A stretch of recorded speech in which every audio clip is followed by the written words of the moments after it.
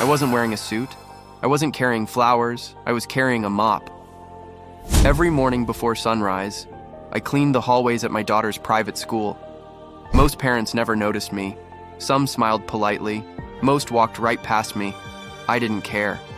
As long as my daughter Elena got the education I never had, every aching muscle was worth it. Parents' Day was her favorite event. For weeks she kept saying, "Daddy, promise you'll come. I'll be waiting for you." I promised. That morning, I finished cleaning the cafeteria, changed into the only clean shirt I owned, and walked toward the auditorium. Before I reached the entrance, the principal stepped in front of me. "I'm sorry.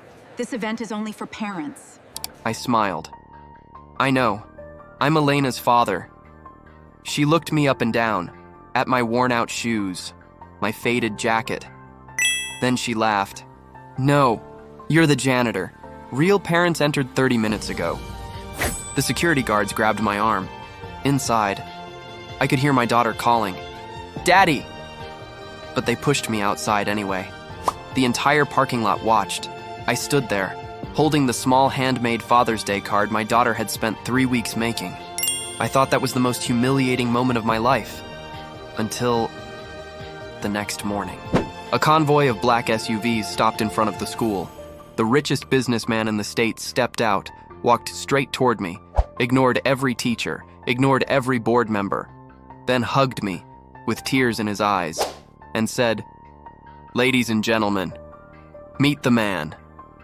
I've called Dad for the last 28 years. The principal nearly collapsed because she had just humiliated the father of the school's owner. My name is Rowan Hale. I became a father at 21, a widower at 33, and a janitor at 49. 28 years earlier, my wife and I found a newborn baby abandoned outside a rural clinic during a snowstorm. No note, no name, just a tiny blue blanket. We adopted him. We named him Adrian. Life wasn't easy. I repaired roofs during the day, cleaned offices at night.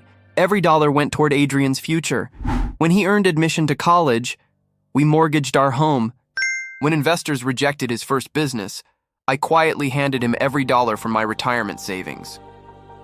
$82,400, he cried. I smiled. Money can be earned again. Dreams can't. Years passed. His tiny company became one of America's fastest-growing technology businesses. Then it became a billion-dollar corporation. People called him a genius. He always corrected them. I had extraordinary parents. After my wife passed away, I refused Adrian's offer to move into his mansion.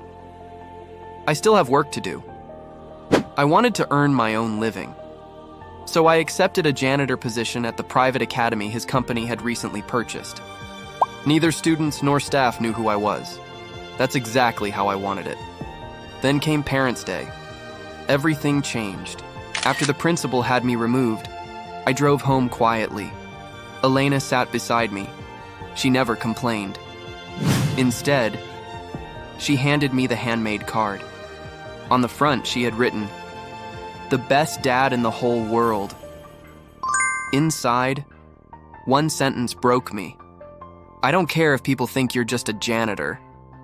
You're my hero." I cried after she fell asleep. Not because I was embarrassed, because she had to witness adults treating kindness like weakness. That night, I never called Adrian. I never told him what happened. But someone else did. A teacher had secretly recorded the entire incident. The video spread across social media before sunrise. Millions watched. Millions were furious. The next morning, every news station waited outside the school. Then, the black SUVs arrived. Adrian stepped out. The board rushed forward. The principal smiled nervously. "Mr. Hale, welcome." He walked straight past her, straight toward me. Then, without saying a word, he hugged me for nearly a minute. When he finally stepped back, his eyes were red. He took the microphone. "My father spent 30 years cleaning buildings, so children like me could have opportunities. And yesterday, this school told him, He wasn't good enough to attend Parents' Day. He turned toward the principal. You judged the badge. You never looked at the man wearing it. The crowd applauded. Some teachers lowered their heads. Parents began crying. Then Adrian surprised everyone. He called Elena onto the stage. "Kneel beside me." She did. He smiled. "Your grandpa taught me that character is worth more than money. So today, I have a gift." He handed her a small envelope. Inside was a scholarship. Not for high school, not for college, for every level of education, through graduate school, fully paid. The principal tried apologizing. "I didn't know," Adrian interrupted gently. "Exactly. You didn't know, yet you decided his value anyway." Within a week, the school introduced a new policy. Every employee, from janitors to cafeteria workers, would be honored. Students would learn every person's name, every person's story, every person's dignity. Months later, I was mopping the same hallway. One little boy stopped beside me. "Mr. Rowan, my dad says heroes don't always wear suits. They sometimes carry mops." I smiled. "Your dad sounds like a smart man." That afternoon, Elena ran into my arms. "Daddy, when I grow up, I don't want people to remember how rich I became. I want them to remember I treated everyone kindly." I looked at the polished hallway, then at my daughter, and realized that was the greatest success any father could ever leave behind.